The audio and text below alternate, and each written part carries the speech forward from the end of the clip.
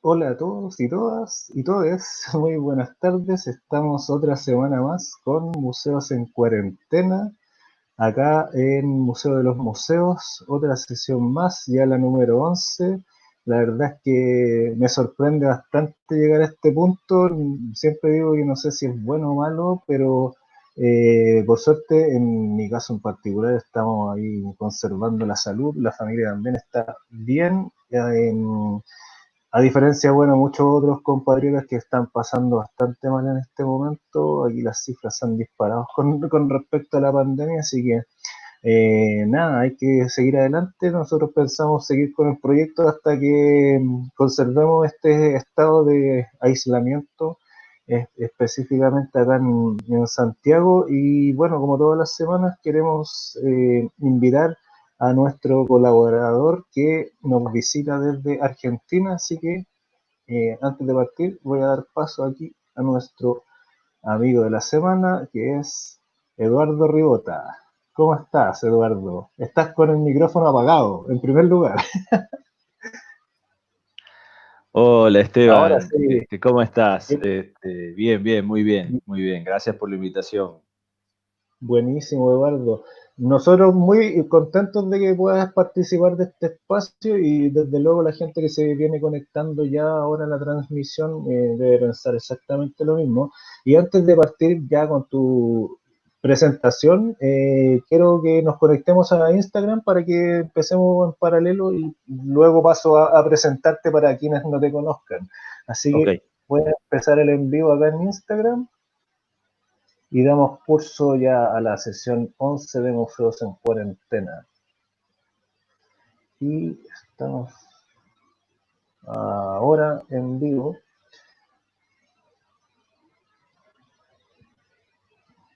Así que ¿ya los aparece? amigos de Facebook, ahora está, ya me conecté y deberías aparecer pronto. Bien, ahí estoy. Así que amigos de Facebook y YouTube, me esperan un segundo porque estamos acá conectando con Eduardo a través de, ahora sí, Eduardo, debería Ya, aparecer en cualquier momento. ya. Ahí Hola a está todos y girando la todas. ruedita. Está girando Exacto, la sí, ya ruedita. está cargando. Buenas tardes a todas y todos. Repetimos el saludo, perfecto, y damos pie a la presentación. Así que eso, esta ¿Qué tarde cámara estamos con miro? Eduardo Ribota desde Argentina. Así que voy a presentarlo, voy a hacer una pequeña introducción curricular, que viene como un poco académico, pero me interesa que la gente igual conozca tu trayectoria, que es bien interesante, uno de los motivos por los cuales a mí me gusta harto tener tu presencia acá. Bueno, toda tu experiencia y trayectoria, Eduardo. Así que voy a comentar ahora principalmente que Eduardo es museólogo y arqueólogo de la Universidad Nacional de Tucumán, especialista en gestión arqueológica del patrimonio cultural por la Universidad de Santiago de Compostela. Actualmente trabaja en el diseño museográfico de un centro de interpretación arqueológico y de un museo histórico. Además, es profesor del curso de Historia de los Museos y Teoría Museológica en la Maestría de Museología. Es profesor adjunto en el área de Museología, director museológico del Museo de Arqueología de la Facultad de Ciencias Naturales de la Universidad Nacional de Tucumán. Así que, nuevamente, bienvenido, Eduardo.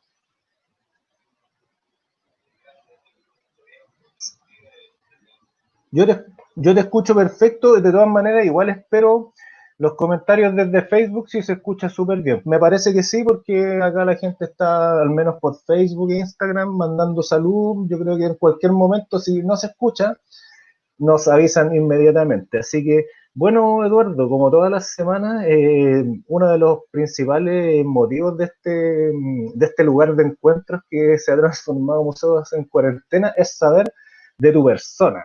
¿Cómo te encuentras? ¿Cómo has vivido ya estos meses de aislamiento físico con el mundo? Cuéntame cómo ha sido tu experiencia ya y cómo además se está enfrentando la pandemia en términos, sobre todo de salud pública, cómo lo ha llevado el gobierno. Quizás, bueno, nosotros porque somos países que estamos, somos países limítrofes, por así decirlo, conocemos un poco más de nuestro contexto, pero acá en la transmisión ya se sabe que hay personas de Centroamérica y que quizás no están tan informados del manejo en términos de políticas públicas de salud. Así que cuéntanos un poco a todos los amigos y amigas que se van conectando, ¿cómo consideras tú también cómo ha sido tu evaluación del manejo de la pandemia por parte del gobierno de Argentina?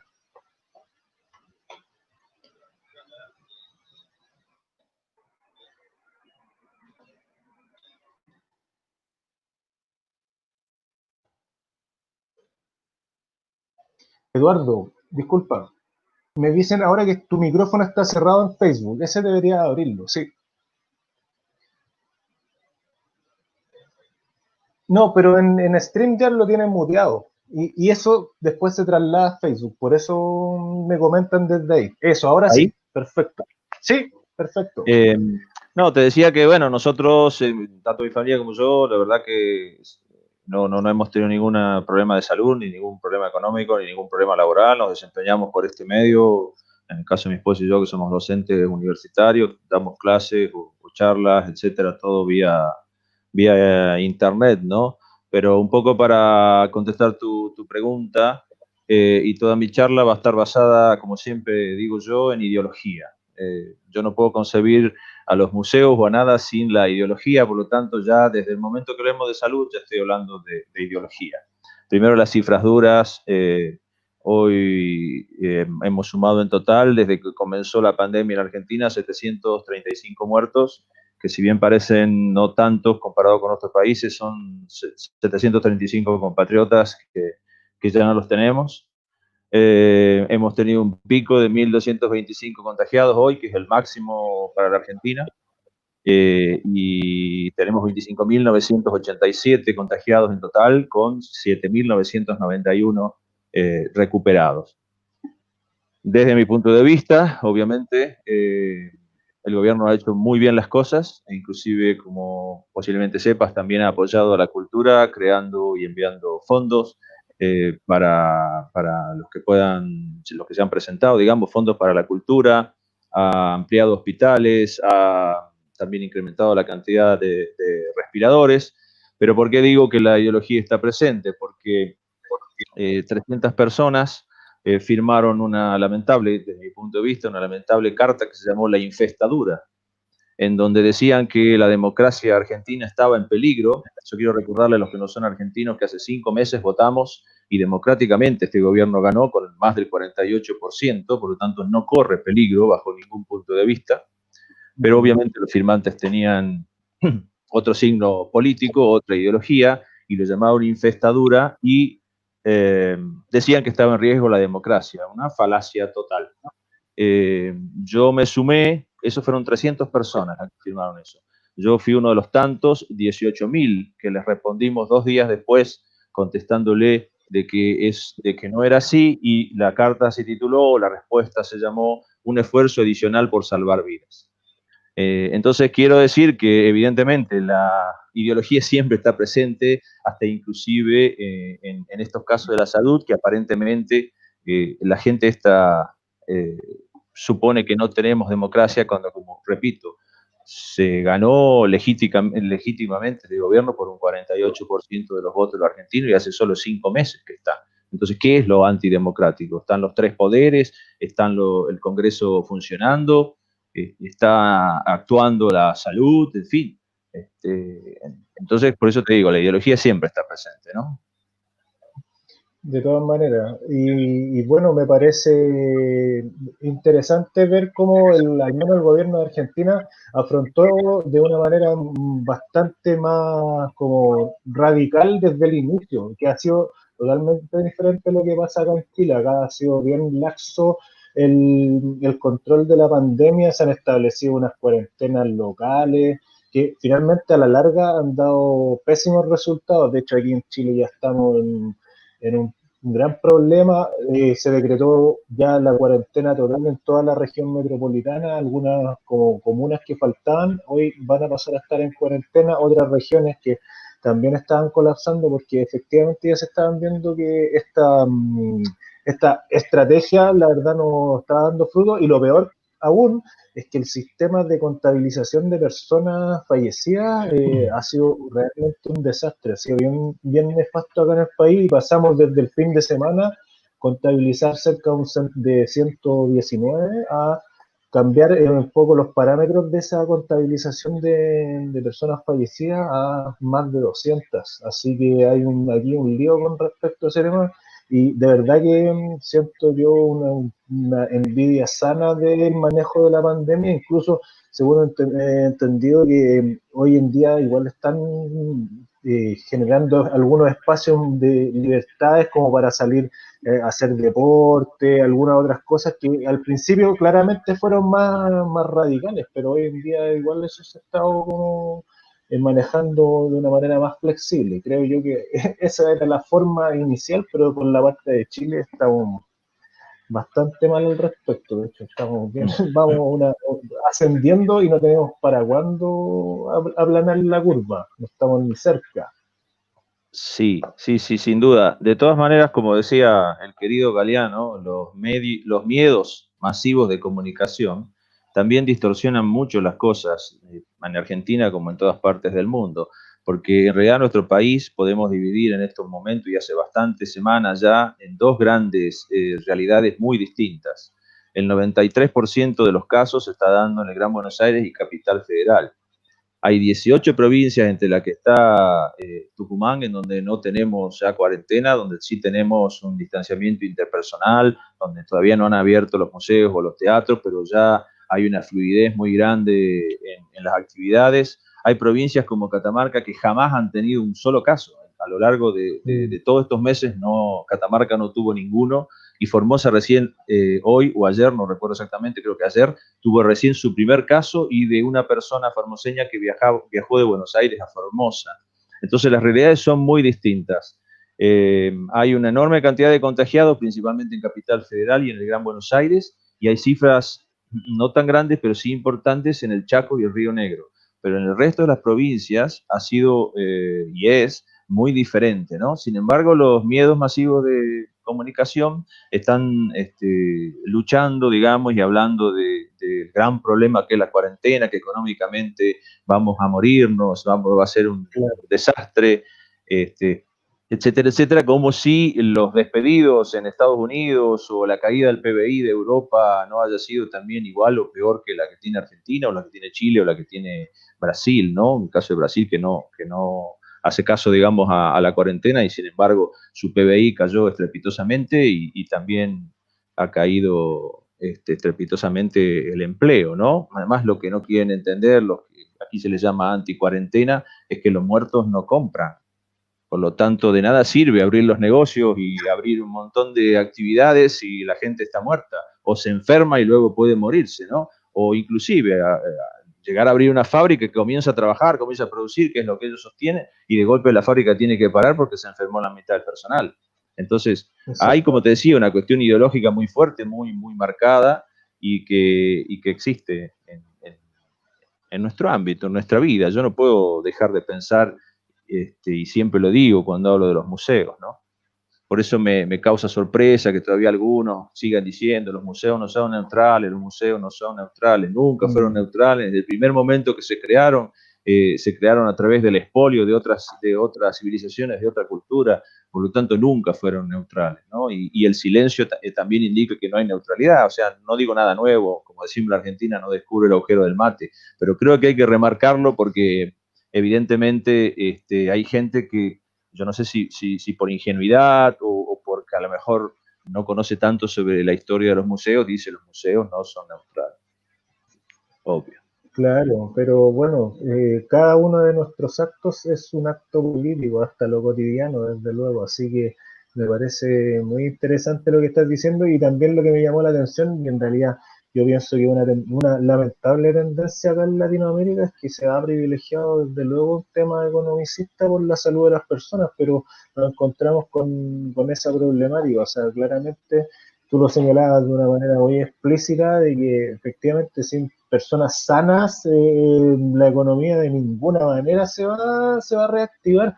Y este es un proceso que desde luego tiene que ir de una forma progresiva, no va a ser de un día para otro, ni va a ser de una manera forzada. O sea, aquí no pasa porque te digan de un día para de un momento a otro, oye, sale a trabajar, sale a producir, eh, porque eso no tampoco va a frenar la pandemia. O sea, esto es más, yo creo que tenemos para unos cuantos meses más, porque es probable que vengan otros focos, se pueden ir reactivando, pero mientras no tengamos una vacuna real, esto va a seguir igual y nuestras vidas van a tener que adaptarse a este nuevo sistema, les guste a estas personas o no, lamentablemente es así. Así es, sí, sí, coincido. Una vacuna, algún remedio, alguna manera de solucionarlo. No sé si la vacuna es la solución, pero algún remedio o alguna manera de, de paliar este problema o que el sistema de salud esté mejor preparado, ¿no? Porque muchas veces teniendo a lo mejor, hablo sin ser médico, pero teniendo respiradores y condiciones suficientemente buenas en los hospitales, posiblemente se disminuya mucho la mortandad, a lo mejor no el contagio, eso no lo saben, ni siquiera lo saben Claro. los infectólogos, que son los que conocen del tema, ¿no? Así que mucho menos puede saberlo uno que es un simple museólogo. Exactamente. Hoy pasando ya a tu plano de conocimiento, la museología, bueno, tú el tema hoy lo tomas desde la pregunta, o sea, ¿qué hacemos con este nuevo panorama? Porque la verdad, bueno, en el webinar de ICOM Chile igual tú esbozaste algunas ideas bien interesantes, pero eh, claro, este panorama nos invita a repensarnos totalmente y no quizás desde la misma óptica que teníamos hace un año atrás. O sea, los museos hoy cambiaron, pese a que estamos ahora mismo en un formato virtual, siento, y tú también lo mencionaste en el webinar, que no es para nada la solución la virtualización de este tema, cuando también era una práctica que ya viene desde ¿cómo se llama? El siglo pasado incluso. Uh Pero -huh. hoy todo se ha volcado a este mundo virtual y siento yo que tampoco es la solución si se pierde el foco, volviendo al tema también de la mirada política y social de los museos. O sea, como que creo que el tema pasa más bien por ahí. No sé, cuéntame qué opinas de ese tema, sobre todo de la virtualización, tan de moda hoy en día. Sí, yo creo que la pandemia lo que ha hecho es, recordando el cuento de Hans Christian Andersen, ¿no? El traje nuevo del emperador, es mostrar que los museos estábamos desnudos. El problema es que algunos decían que estábamos desnudos, otros lo veían y no lo decían, y otros no lo quieren ver todavía hasta el día de hoy, ¿no? Así que yo creo que la problemática de los trabajadores y trabajadoras precarizados ya existía, se agravó con esta mecánica de la pandemia, los escasísimos presupuestos que tienen los museos ya existía, digamos, ahora se han hecho recortes, pero siempre se han hecho recortes, la problemática de ser en algunos casos elitistas o llegar con poca claridad o no llegar a la comunidad, ya existía, digamos. Entonces, en definitiva, por eso yo lo comparo con el traje nuevo del emperador. Ya estábamos desnudos, simplemente algunos no lo veían o no lo querían ver, ¿no?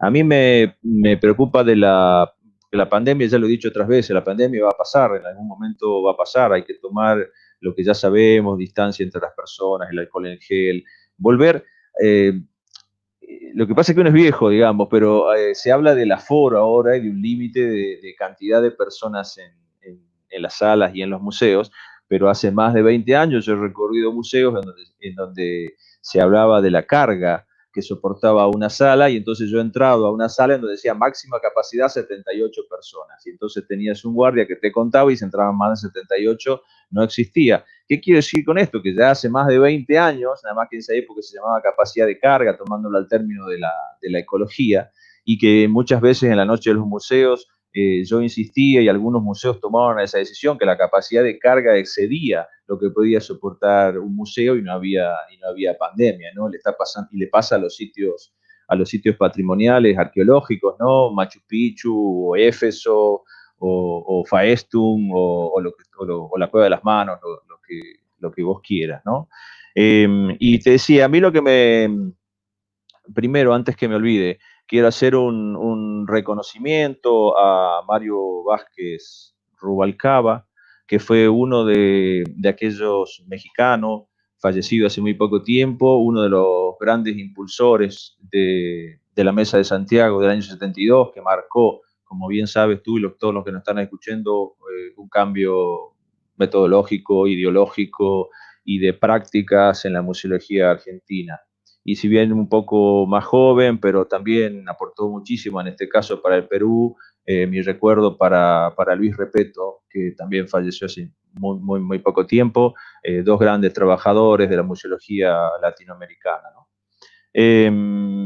Diciendo esto, a mí me preocupa que los museos tengan más neoliberalismo cuando volvamos o salgamos de la pandemia.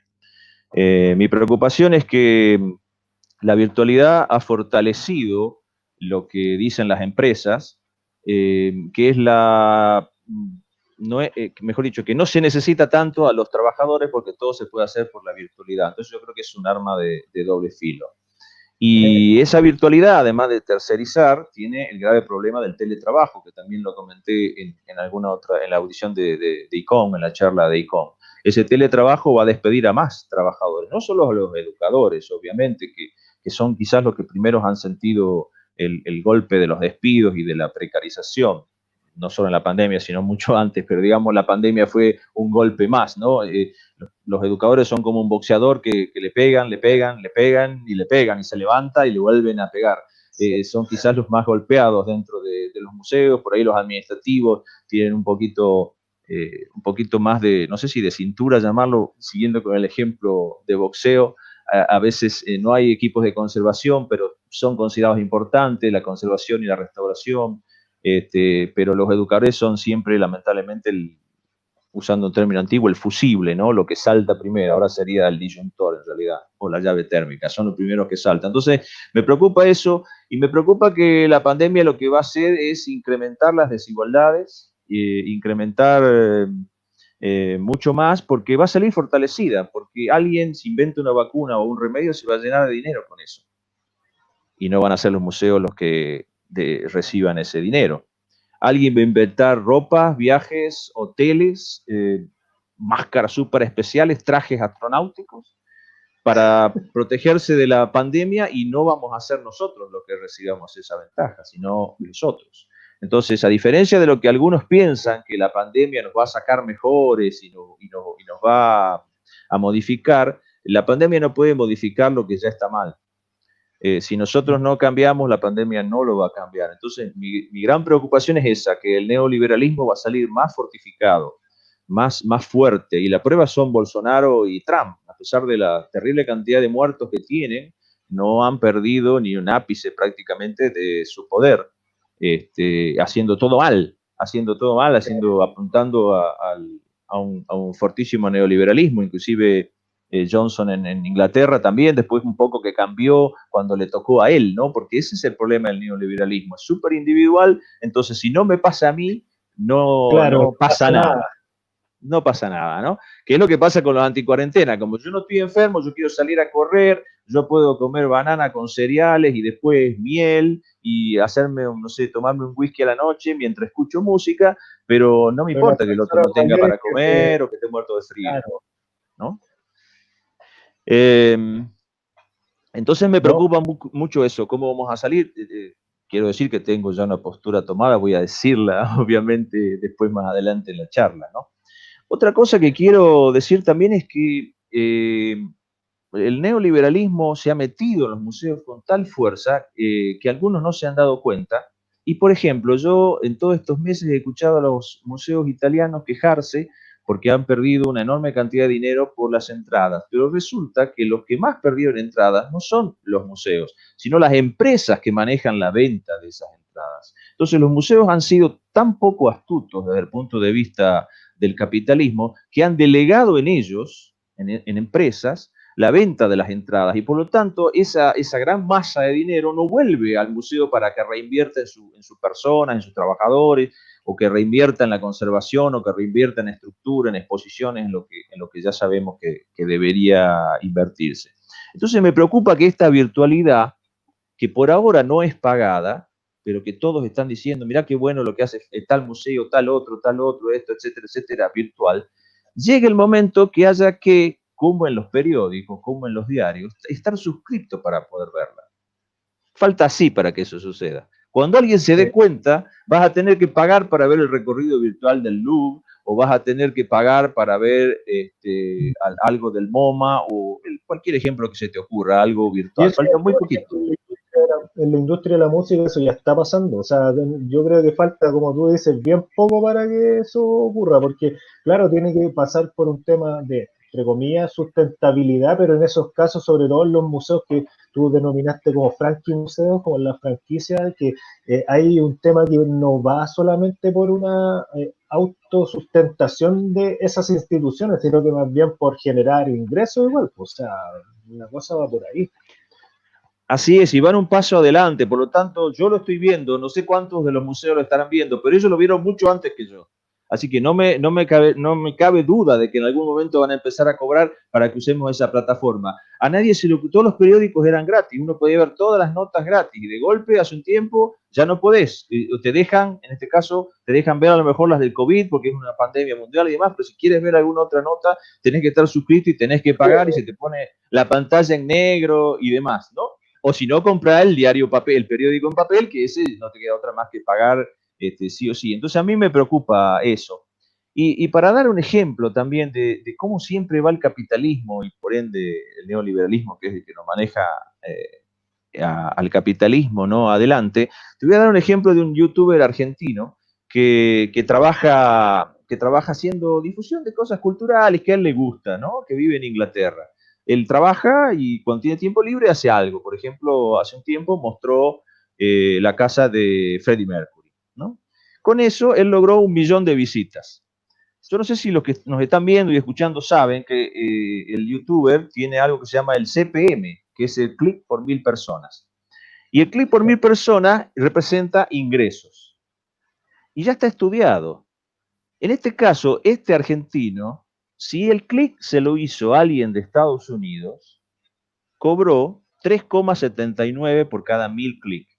Pero si lo hizo alguien de Argentina o de Latinoamérica, es bastante parecido, Argentina, Chile, Brasil, más o menos, para YouTube son más o menos lo mismo, cobró 0,44 dólares por cada 1000, ¿no? O sea que los 1000 latinoamericanos valen 44 centavos de dólares, pero los 1000 europeos o norteamericanos valen 3,79. O sea, ya lo tienen estudiado. Y otra cosa más, él decía claramente que como él se dedica a esta parte de cultura, por ejemplo, filmó en el British algunas cosas, no siempre es museo, pero filma algunas cosas de museos y más interesantes, ese era el precio que le daban. Y él había ganado 250 dólares con 1 millón de clics, nada más. Pero él decía que los que ganan mucho, los youtubers que se dedican a negocio y demás, directamente son 5 dólares para arriba lo que le pagan por cada clic por 1000. Con este ejemplo quiero decir que ya está, nos ganan, esto que doy yo es algo viejo, o sea, ya nos están ganando. Y además cuando el otro día, no el otro día, fue ya hace bastante, un mes o un poco más, estuvo entre los tantos webinar que escuché, fue el de Ibermuseos, ¿no? En donde decían la cantidad de museos que podían cerrar, la cantidad de museos que habían hecho un censo, que éramos 90.000 museos en el mundo, etcétera. Cuando vos entras a YouTube a verlo, te dice entretenimiento. Ahí nomás ya te bajaron el precio. Sí. Ese video de Ibermuseos es entretenimiento, por lo tanto el entretenimiento no es tan necesario y por lo tanto no te voy a dar mucho dinero por más que muchos lo vieran al video de Ibermuseos. Todo esto lo digo para que quizás, no sé si todos lo piensan como yo, pero para que abramos los ojos, que la virtualidad en realidad es un puñal que nos estamos clavando en el pecho.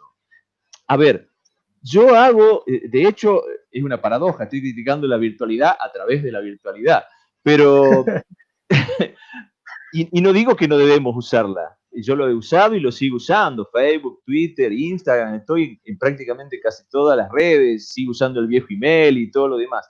Pero ojo, cuidado con eso, porque estamos, si no estamos preparados, nos podemos encontrar el día de mañana con que, oh sorpresa, la virtualidad la está manejando la empresa fulanito y al museo no le llega un solo peso. Entonces nosotros ponemos el personal, nosotros ponemos el patrimonio, nosotros ponemos el trabajo, pero la plata se la lleva a otro.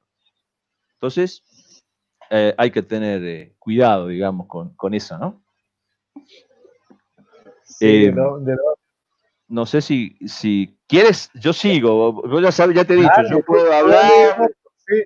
No, Si pero a mí me parece interesante sobre todo eso de de la precarización también que nos trae esta virtualidad, porque también hay que pensar de que independientemente de que tengamos o muchos profesionales o trabajadores de los museos, incluso tengan disponibles las herramientas técnicas, un computador, una conexión en su casa, muchos de ellos, incluso por temas como generacionales, no han estado familiarizados con las plataformas y también entendiendo de que esa falta como de capacitación o como eh, no estar preparados para enfrentarse al contexto de la virtualidad, igual nos pone en esta mirada como súper política y dentro de lo que significa el capitalismo, el neoliberalismo, de los primeros en la lista para salir en estos recortes, porque claro, si alguien no es productivo en este formato, francamente no sirve. Y quienes quizás son esos primeros son, insisto, por temas generacionales, quizás las personas que en el museo presencial son los que eran incluso más valorados, los que tienen más experiencia, o sea, son las personas mayores, que tienen como una trayectoria, pero desde esa como vía, una vía como presencial. Pero hoy, claro, quizás las generaciones jóvenes que además están por distintas cosas como que pueden y están disponibles a hacer muchísimas más cosas a la vez, son los que los museos también están echando mano, incluso de una forma súper eh,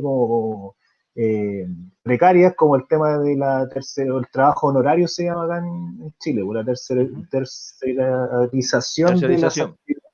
Ya. Exactamente. Sí.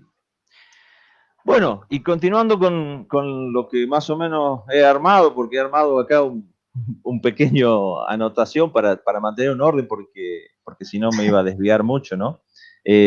¿Cómo salimos de la pandemia? Yo he escuchado muchísimas charlas durante todo este tiempo, ¿no? Y muchos acuden a la resiliencia, ¿no? A eso de recuperarse frente a la adversidad. Ahora, esa resiliencia, desde mi punto de vista, puede ser dos maneras, quizá más, pero yo la sintetizo en dos, una que me gusta y otra que no me gusta. Voy a hablar de la que no me gusta. Y ya con ejemplos que están dando vueltas. Hay una colega que viendo todo esto de la virtualidad dice, qué bueno, surge una nueva profesión, el comisario digital. No, por Dios. Cuando leí eso me quise abrir las venas. O sea, ya no va a estar solo el gran curador, sino que va a estar encima el comisario o el cura, ella, bueno, es española, por lo tanto dice comisario, el curador claro. Digital. O sea, nosotros que estamos buscando que la sociedad y la comunidad se acerque, le vamos a meter otro curador, otro especialista ya digital. O sea, que ni siquiera, no, por esa resiliencia no quiero salir.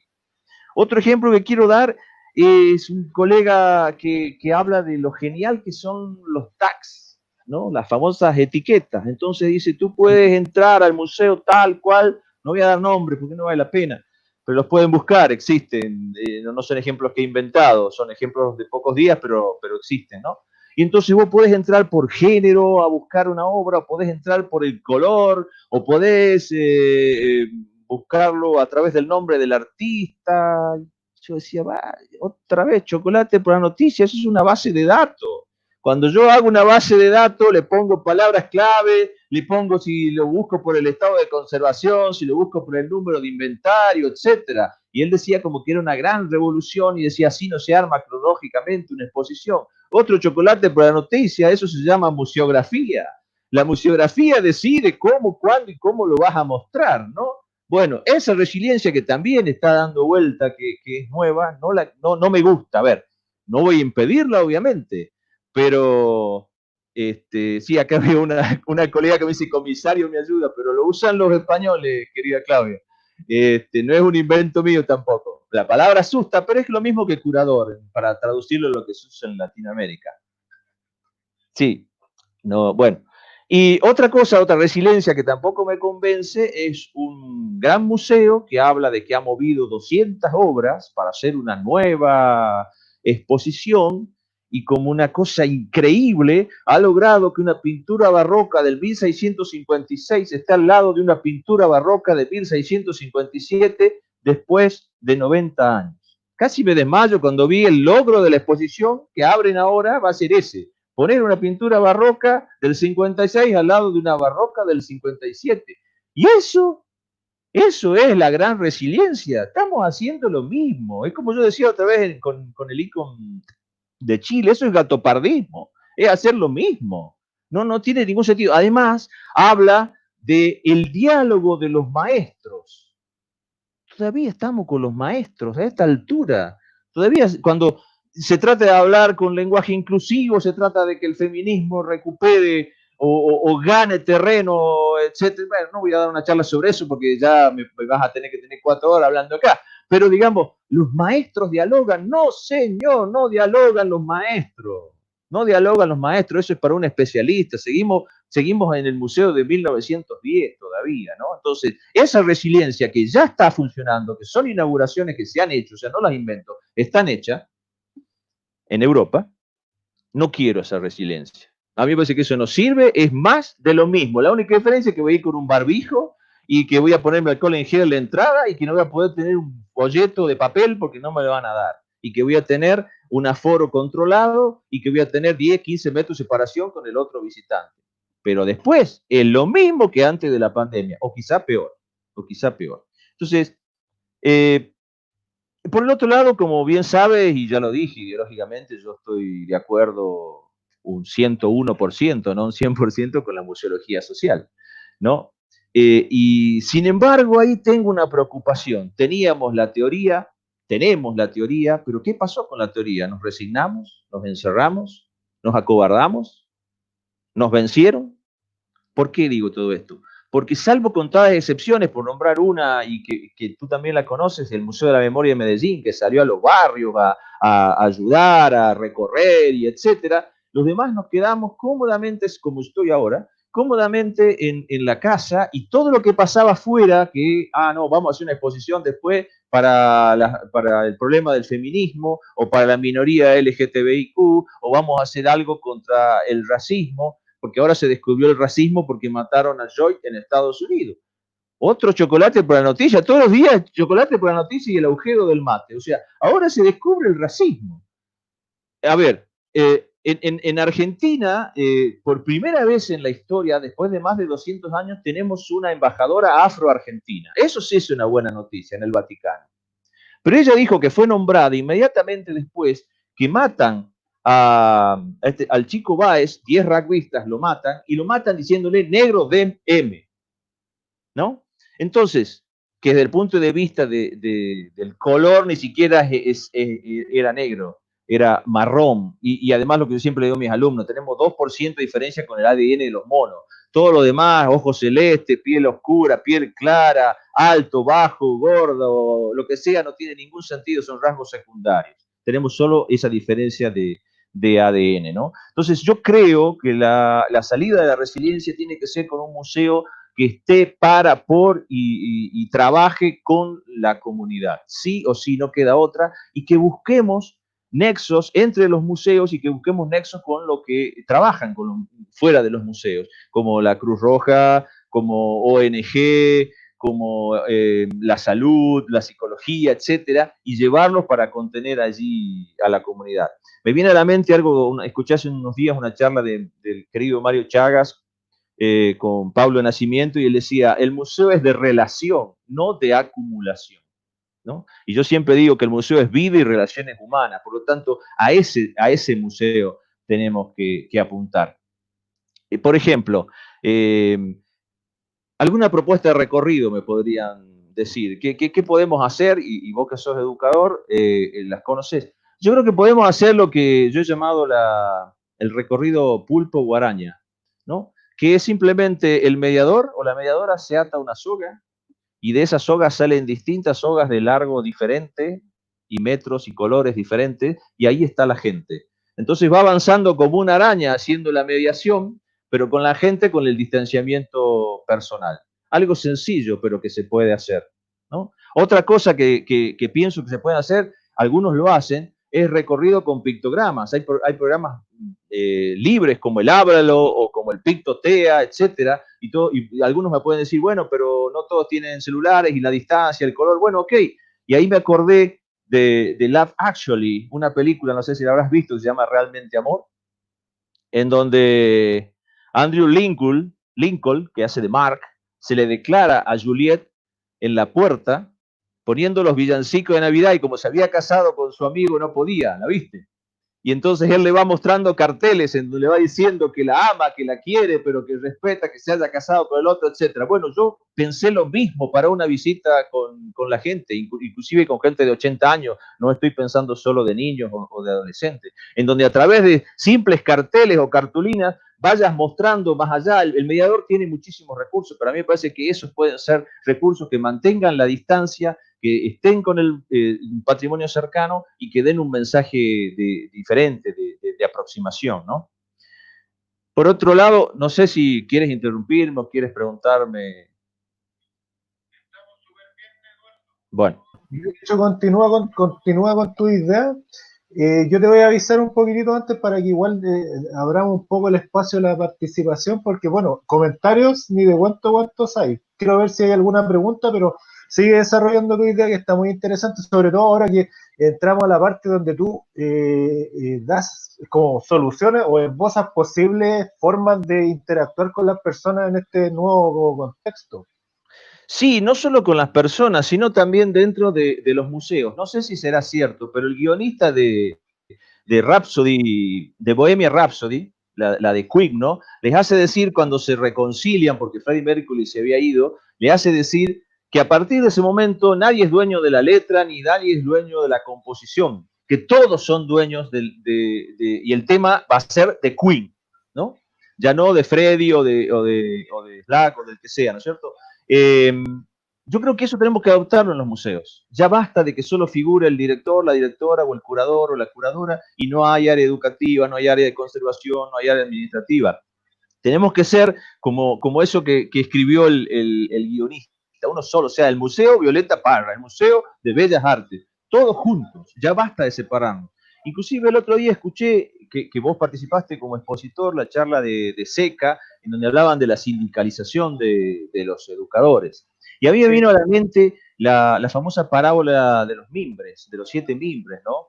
En donde si van solo la recuerdas, es que se está muriendo el padre y llama a los 7 hijos y le pide que traigan un mimbre seco cada uno. Entonces el niño más pequeño los rompe y después los une el padre a todos y le dice al más grande y más fuerte, rompelo y no puede. Bueno, yo creo que eso tenemos que hacer en el museo. No puede haber un sindicato de educadores o un sindicato, tiene que ser de trabajadores y trabajadoras de museo, un solo sindicato que los defienda, porque si no, si expulsan a un educador, no va a saltar a lo mejor el otro, pero si están en el mismo sindicato, tienen que saltar el conservador, el guardia de seguridad, el que vende los boletos, el que atiende el teléfono y un largo etcétera. Ya sé que en algunos museos pequeños hay una sola persona que hace todo eso, pero, o dos.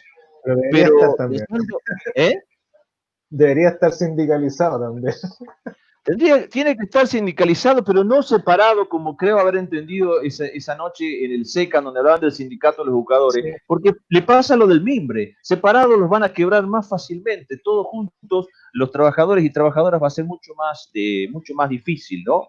Entonces yo creo que hay que tener en cuenta eso, ¿no? Otra cosa que yo vengo insistiendo, no sé si llamarlo cooperativa de museos, pero tiene que haber alguna asociación, digamos, de museos en donde trabajen en conjunto en una exposición y se pongan de acuerdo. ¿Por qué? muchas veces se da la descoordinación que en una misma ciudad, estoy hablando de ciudades más grandes, en las ciudades pequeñas generalmente hay un solo museo, pero en las ciudades más grandes se da que el museo tal inaugura el miércoles, el otro inaugura el jueves y el otro inaugura el viernes, o inclusive dos el viernes, dos el jueves. Tiene que haber una coordinación en donde estén separadas las inauguraciones de cada uno de ellos y en donde trabajen en conjunto. ¿Por qué alguien que está en el Museo de Arte no puede trabajar conjuntamente con la gente del Museo de Ciencias Naturales o con el Museo Histórico? ¿Por qué no pueden estar relacionados, como decía yo el otro día, en una misma temática y trabajar todos juntos y que cada museo aporte lo suyo? Otra cosa que creo que tiene que modificarse después de la pandemia son la enorme cantidad de exposiciones temporales que existen. Yo creo que no tiene que haber tantas exposiciones temporales, porque las exposiciones temporales lo que servían o para lo que se utilizaban era para ganar público. Yo creo que si tienen una muy buena exposición y una muy buena predisposición hacia la comunidad, no hay que estar cambiándola cada 1 o 2 meses a la exposición. La misma exposición puede estar mejor 6 meses o hasta un año. Especialmente los museos de arte, que son los que tienen un mayor cambio de exposiciones, porque el Museo de Ciencias Naturales, el Museo de Historia es muy difícil, a veces tienen años la misma exposición. Pero se pueden cambiar alguna vitrina, se puede cambiar alguna pequeña sala, se puede hacer alguna modificación más pequeña, ¿no? Sí, pero ahí funcionan como si uno se pone a pensar, incluso funcionan con los mismos parámetros de la moda, es como por temporada, así es como que temporada de verano, primavera, verano, y es como exhibición temporal, y así. Funciona muy en esa dinámica, en realidad yo también comparto ambos puntos que mencionaste ahora, ¿eh? O sea, como que eso de que hay una proliferación de exhibiciones temporales me parece que es un exceso más en estos tiempos donde igual de alguna otra forma deberíamos ser un poco más como austeros, sobre todo en términos como de economía de recursos y del trabajo de las personas.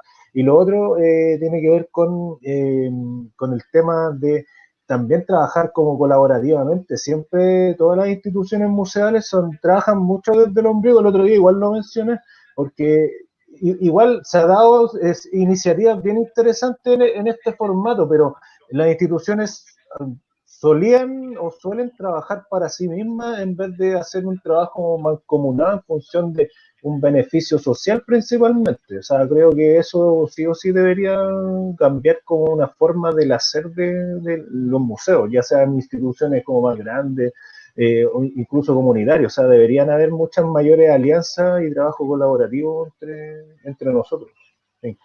Sí, pero no solo en lo declamativo, como dije al principio de la postura que yo tenía con lo que puede suceder al final de la pandemia, porque hay redes de museos y demás, y te van a decir, yo ya estoy en una red de museos, con el museo aquel o cual, pero no funcionan Claro, como red. O sea, es, sí, es, como se dice comúnmente, por la galería, ¿no? O sea, estoy unido en la red, pero no hago nada. O sea, vos haces tu posición, yo hago la mía. Yo tengo mi departamento de exacto. O educación. sea, es que sirven para difundirse todo, o sea, como se trabaja en red, pero es como difundir mi trabajo individual, pero no hay una alianza como un trabajo alineado, asociado entre ellos, que obviamente permita que esa energía, toda esa reflexión se vierta en una sola iniciativa y obviamente en beneficio de las personas. Eso no suele pasar. No, pero debería ser esta una oportunidad para comenzar a cambiarlo. Yo vengo insistiendo hace muchos años y todavía ya no lo conseguí, pero algún día pasará algo sencillísimo. Que cuando vos vas al Museo de Historia, tengas toda la información de los museos que tenés ya que estamos hablando de Santiago de Chile. Entonces, que puedas tener el teléfono, que tengas la ubicación en el Maps, que tengas el nombre de la exposición, que tengas todo por ejemplo, estoy en el Museo de Bellas Artes, pero sé que si salgo de ahí, dónde queda la historia y qué tiene en este momento, qué teléfono tiene, qué ómnibus me lleva, y así sucesivamente, el de la historia natural y demás. O sea, tendría que haber una especie de gran propaganda de todo lo que hacen los museos, pero yo voy al de Bellas Artes y me entero lo que pasa en Bellas Artes. Yo voy a la historia natural y me entero lo que pasa en la historia natural. Inclusive si le pregunto a algún trabajador, ¿cómo llego? No sé, o tiene que tener la buena predisposición de decirle, bueno, usted llega con tal ómnibus y ¿qué hay? No sé, bueno, es de Bellas Artes, debe haber algo de arte, por ejemplo, ¿no? Si vos estás en la historia natural. Entonces yo no entiendo por qué esa pelusa en el ombligo realmente es la que vemos, por algo tan sencillo, o sea,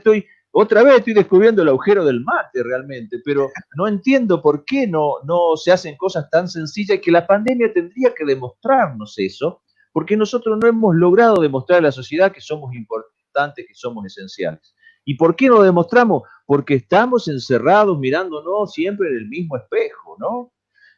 Yo creo que hay que abrirse, y una de esas aperturas es inclusive entre nosotros mismos, más allá de que la comunidad también, ¿no? Porque yo creo que no estuvimos a la altura de las circunstancias en esta pandemia, ¿no? Buenísimo, Eduardo. Oye, mira, yo que ya estamos, se ha pasado volando el tiempo.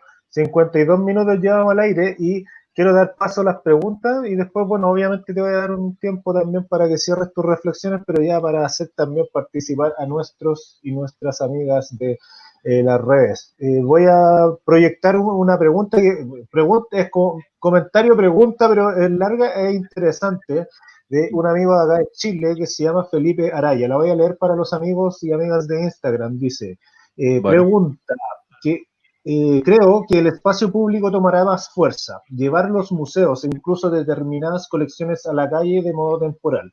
Veo una gran oportunidad de apropiarnos del espacio público, hacerlo más público, con más contenido y participación, y con ello más un espacio democrático. ¿Qué crees, Eduardo, sobre fortalecer el espacio público exterior más que ante el virus o los virus, para la construcción de relatos museológicos? Un saludo. Sí, de hecho hay museos que ya lo hacen, que trabajan con el espacio exterior, llevando muestras móviles, es algo muy antiguo, o hay museos que han puesto réplicas de obras de arte, por ejemplo en el Portugal, ¿no? Pusieron réplicas de arte en la calle para hacer un recorrido y para que la gente se incentivara a ir a ver el original en el museo. Yo creo que sí, pero esa apropiación del espacio público debería ser en conjunto, no solo el Museo de Historia Natural, no solo el Museo de la Memoria, no solo el Museo de Bellas Artes, debería ser algo que nos potencie y entonces llevar no necesariamente originales, ¿no? Ustedes tienen el Artequín, que tranquilamente tiene un montón de réplicas de arte, y también se puede hacer réplicas de dinosaurios, réplicas de vasijas arqueológicas, o de sables, o de fusiles, o de lo que ustedes quieran, ¿no? Y llevarlo a la calle. Me parece que sí, que también hay que ganar ese espacio público, pero también creo yo que el museo tiene que preocuparse de ayudar a la comunidad, ¿no? Como siempre dije yo, si se necesitan dadores de sangre, estar el museo presente, si se necesita ayuda con la tecnología, en este caso sí es importante. Si nosotros podemos ya con la tecnología a los ancianos adultos, tenemos que ayudarlos, porque hay muchísimos trámites que no pueden o no saben hacerlo, y hacerlo. O por ejemplo, ha habido voluntarios, pero muy pocos, de museos que han salido a comprar el alimento o llevarle remedios a los adultos mayores en circunstancias como esa. Ese tipo de servicio, entre otros, debería mostrar. Y entonces ganaríamos el espacio público, pero también el corazón de la gente, y nosotros nos sentiríamos mucho más útil, porque yo lo he dicho ya varias veces, yo no creo que nadie esté muy contento dentro de los trabajadores y trabajadoras del museo de estar encerrado en su casa y solo ir a medir, en el caso de los que se encargan de la conservación, del mantenimiento, de la vigilancia, ir a medir la temperatura, la humedad, ir a ver si hay ratas o si entraron cucarachas, o ir a vigilar de que nadie haya robado nada, o que si hubo viento, desapareciste, Esteban, o si hubo viento y rompió algo, etcétera, etcétera. Yo creo que sí, que tiene una de las posibilidades es incorporar el espacio público, porque además también ahí tenés una distancia mucho mayor, si estamos hablando en tiempo de pandemia, que te garantizaría, digamos, la baja posibilidad de contagio. No digo la nula, porque no se sabe, pero una bajísima posibilidad de contagio. Así que yo creo que sí.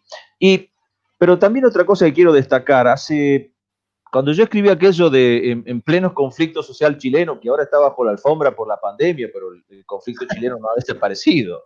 Es cuestión de levantar la alfombra y aparece nuevamente, ¿no es cierto? Cuando yo escribí aquello del museo... La alfombra ahora parece la curva de la pandemia chilena, o sea, está así como Claro, con un así es. relieve. Así es. Bueno, cuando estaba en plena efervescencia, allá por octubre, creo que fue, o noviembre, que yo escribí aquello del Museo de la Minga, una colega chilena, que posiblemente, si está, le mando un cálido abrazo, Marta Cerda Silva, proponía que ella iba a juntar los dibujos de los niños y niñas chilenos y ver cómo, qué sensación y qué dibujaban y qué sentían ellos con este conflicto social, cómo lo veían. Y yo le comentaba que una de las cosas que más me impactó del Museo de la Memoria en Santiago fue casualmente el dibujo de los niños que están allí, que en los sitios de la memoria nuestra yo no he visto tan claramente representado como eso. Entonces, volviendo un poco y todo lo contrario a lo del comisario que hablábamos digital hace un rato, ¿por qué no llenar el Museo de Bellas Artes de los dibujos de esos niños? Que la exposición sea solo de esos niños, no de un artista en particular, sino de los niños, y que los curadores sean los niños, y que el discurso sea de los niños, y que nosotros como museólogos y museólogas solo seamos un facilitador. Pero yo creo que ahí la comunidad va a decir, bueno, el museo es otra cosa, porque si no estamos siempre con un grupo elitista de la misma gente, no estoy hablando solo del Museo de Bellas Artes, sino también de todos los demás. El mismo grupo, la misma gente que piensa igual, que trae sus amigos, la inauguración, en el vernissage, que debería desaparecer el vernissage desde mi punto de vista, váyanse después a otro lado y coman y beban con gusto, pero el vernissage no debería hacerse en el museo. Eh, porque si te pones a pensar, es hasta una ofensa, ojo, desde mi punto de vista. Yo todo lo que estoy diciendo me hago cargo, es Eduardo Ribota y por lo tanto puedo estar sumamente equivocado y tienen todo el derecho a criticarme.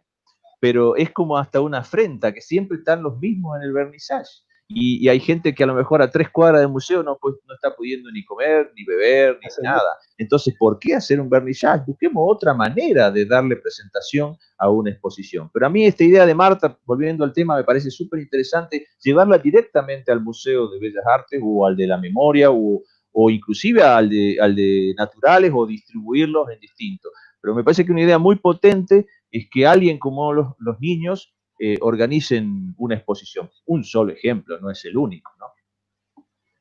De todas maneras, Eduardo. Oye, mira, te quiero compartir ahora más que preguntas, algunas reflexiones que se han ido dando con respecto a tu exposición acá. Por ejemplo, tenemos acá a Leonardo, nuestro amigo Leonardo Mellado.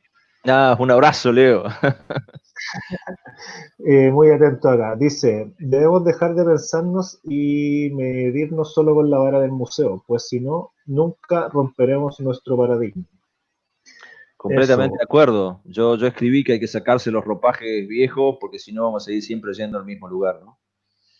exactamente. Bueno, acá también tenemos a Germán Palé y dice, y sin vernissage, ¿qué harían los sponsors? Siempre con su toque, este, siempre con su toque. Los sponsors hay que usarlo para otra cosa, no para eso. Totalmente. Bueno, acá también tenemos a Sebastián Santana de México ahí para ir variando también de distintos lugares de Latinoamérica. Y se faltan redes entre museos y más entre educadores. Al menos en México no se han hecho, sobre todo por los egos, porque no se piensa en un trabajo colaborativo. Sí, hablamos mucho del tema del ego hoy en día, como el ego del museólogo o de los museos. Parece que es bien potente y es un tema interesante a tratar. De hecho, en el webinar de ICOM también lo comentaste, hablaste de la ubicación de espejo y que constantemente nos estamos mirando a nosotros mismos. Es como que igual termina siendo un círculo cerrado. Yo espero que esta transmisión, además de museólogos, también lo vea gente que no viene del rubro, que aprenda, se interese quizás, pero en realidad pasa eso, como que siempre nos estamos mirando a nosotros mismos y desde una manera que quizás no es como muy condescendiente, no tan crítica como, y por eso me encanta tu postura, Eduardo, debo admitirlo, que es Sí, bien pero y está bien, me parece eh, excelente. está siendo condescendiente conmigo, pero bueno, Sí, tal cual. eh, yo creo que la pandemia nos da esa posibilidad, como dice Sebastián, a quien le mando un gran abrazo, de que esos egos se vayan un poco diluyendo, ¿no? A ver, es difícil, pero los egos existen en todos lados. Existe en un banco, existe en un comercio que vende ropa, existen en en un congreso de abogados y un largo etcétera, si no, no seríamos seres humanos. Pero si nosotros apoyamos, por eso digo que la ideología es tan importante, si nosotros apoyamos, en mi caso, la museología social, no puedo tener un ego que vaya por delante de mí, porque si no, ¿de qué comunidad estoy hablando? ¿A quién estoy? Por eso digo que teníamos mucha teoría y nos falló la práctica, y te mandé algunos títulos lapidarios que por suerte no pusiste para esta charla. Te había mandado como 10 títulos que eran la culpa es nuestra, estamos desnudos, y estaba muy enojado ese día y había puesto, no sé si los tienes por ahí, pero había puesto unos títulos para la charla y después dije, no, vamos a bajar un poco la calma, mucha teoría y poca práctica, creo que era uno. Sí. Pero sí, yo coincido, pero como digo, si nosotros desde la ideología estamos tratando de incorporar la museología social con todos los problemas que sabemos que tenemos, no solo de los egos, sino de a lo mejor de las directivas o de quién financia el museo o de la política del país, etcétera, etcétera. Pero bueno, como siempre digo yo, para llorar siempre somos los latinoamericanos, y le echamos la culpa al otro. Siempre la culpa la tiene el otro. Si no es el Estado, es la directora. Si no es la directora, es el educador. Si no es el educador, es el administrativo. Si no es el administrativo, el público, que son unos brutos que no saben nada y que no vienen, etcétera. O sea, no, basta, mirémonos un poco nosotros, dejemos echar la culpa a todo el mundo, ¿no? O sea, mea culpa alguna vez. De todas maneras. Oye, Eduardo, estamos, lamentablemente, la gente lo está pasando muy bien. Después, bueno, te invito a pasar por el muro de Facebook, sobre todo, que es donde más se generan comentarios, ahí seguir con tu idea, obviamente, respondiendo algunas cosas que aparecen acá, que no puedo compartir todo por un tema de tiempo. Pero lo que te quería comentar es que ya se nos va a cerrar la transmisión de Instagram, para que lo sepas, pero seguimos un poco acá. Te pido por favor, entonces, un minuto para leer un poema que me gusta mucho y que creo que puedes sintetizar. De hecho, es precisamente lo que te iba a decir, que tienes tu tiempo para despedirte y además cerrar tu idea con la gente. Así que eso, Eduardo, adelante. Bueno, le pedí permiso, es un chico que se llama Emiliano Sánchez, es un uruguayo muy, muy joven y que encontré de casualidad sus poemas, le pregunté si tenía un libro y no, los tiene publicado en Facebook, le pregunté si lo podía usar y me dijo que sí. Uno de sus poemas es este. Yo prefiero a los locos, los sensibles, los ingenuos, los soñadores, los ilusos. Yo me quedo con los rotos, los heridos de amor, los que sangran melodías, los que lloran poesía, los que pintan sonrisas, los que aún creen en utopías. Me quedo aquellos que se atreven a seguir soñando, propagando la esperanza e invitando a enamorarse. Yo me quedo con ellos, los que no se doblegan ante la frivolidad y la apatía, con los que sienten y vibran, con los que aman todavía. Creo que es una muy buena síntesis de lo que pienso. Maravilloso, y justo alcanzaste antes de que se cerrara el Instagram. Así que qué bueno que pudo quedar registrado ahí y alcanzar a despedirte de la gente de esa transmisión. Nosotros seguimos acá, Eduardo, para, bueno, agradecerte nuevamente que estés con nosotros compartiendo tus ideas. Y bueno, también invitarte como a todas las semanas que nos sigan en la próxima transmisión los días lunes, por lo general, igual al lunes o martes en la mañana, ya finalmente no importa mucho cuándo, pero anunciamos a nuestro colaborador o colaboradora de la semana siguiente, ya en este caso Museos en Cuarentena 12. Así que una vez más, Eduardo, te agradezco haber participado, haber aceptado esta invitación. De hecho, aquí la gente está diciendo que por qué no hacemos una dupla. O sea, una dupla como de transmisiones en realidad. Así que interesante igual el formato, así que piénsalo. Sí, no hay problema, pero vos ya has sido muy condescendiente conmigo, así que no sé si... No sé aquí si... la gente, de hecho, aquí la gente dice que bueno, que buena la dupla, así que no, a mí me pareció increíble, de hecho me la pasé muy bien y la gente ya te va a dar cuenta, anda después al muro de Facebook y te va a percatarte tú mismo de los comentarios, han estado súper interesantes. Y una de las cosas que he visto que cuando no hay tanta pregunta es porque la gente está muy atenta, interesado y le ha hecho mucho sentido todo lo que dijiste, así que te agradezco una vez más la presencia y eso, Eduardo, despide de acá de nuestros amigos. Bueno, déjame agradecerte una vez más a vos la posibilidad de que escuchen un poco mi voz y agradecerle a todas y todos los que estuvieron del otro lado, la paciencia y nada, un abrazo virtual y ¿Cuál? vamos a sacar la pelusa del ombligo. Vamos con eso. Entonces, amigas y amigos, y como todas las semanas me despido también y como les comento, nos juntamos el próximo miércoles a las 20 horas de Chile, ya con la sesión 12 de Museos en Cuarentena. Igual que Gordo, les mando un abrazo virtual a todas. Nos vemos. Chao.